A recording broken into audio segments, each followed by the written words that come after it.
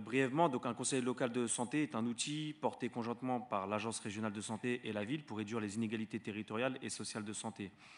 Donc nous, on va se positionner sur ce document. Donc à la lecture de celui-ci, la démarche nous semble cohérente et fondée car elle s'appuie sur une étude de territoire, de population et de population et de leurs besoins. Et il est globalement en phase avec des actions proposées dans notre programme, le programme de VAV, qu'on peut trouver encore une fois sur le site vav94.fr. Et si besoin, on peut apporter, nous, notre soutien pour valoriser et relayer les actions auprès de la population, car pour que les actions de prévention fonctionnent, il faut travailler en bonne intelligence.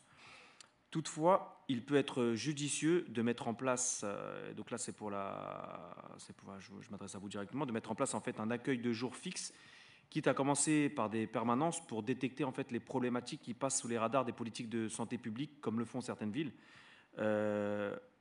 On parle souvent de dispositifs hors les murs pour l'insertion, afin de toucher les oubliés de l'insertion, et il serait aussi judicieux d'envisager le même type de dispositif pour toucher les invisibles de la politique santé, ceux qui ne fréquentent pas les services administratifs, ceux qui n'ouvriront jamais la porte de n'importe quelle institution. Par exemple, il n'échappe à personne qu'il y a des problèmes d'alcoolémie dans l'espace public, une problématique de santé publique qui gêne les locataires, qui crée des crispations, des incompréhensions, un sentiment d'insécurité, voire des conflits. Et donc, il est donc nécessaire d'adapter nos méthodes de travail, aller à la réalité de terrain pour offrir une réponse efficace. Je sais que la ville travaille avec Visa 94, c'est un bon début, mais ça reste insuffisant.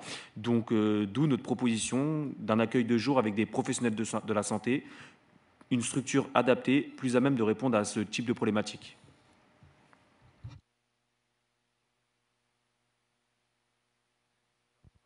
Merci, Monsieur Amara. Donc, effectivement, pour ces propos, je dirais, constructifs,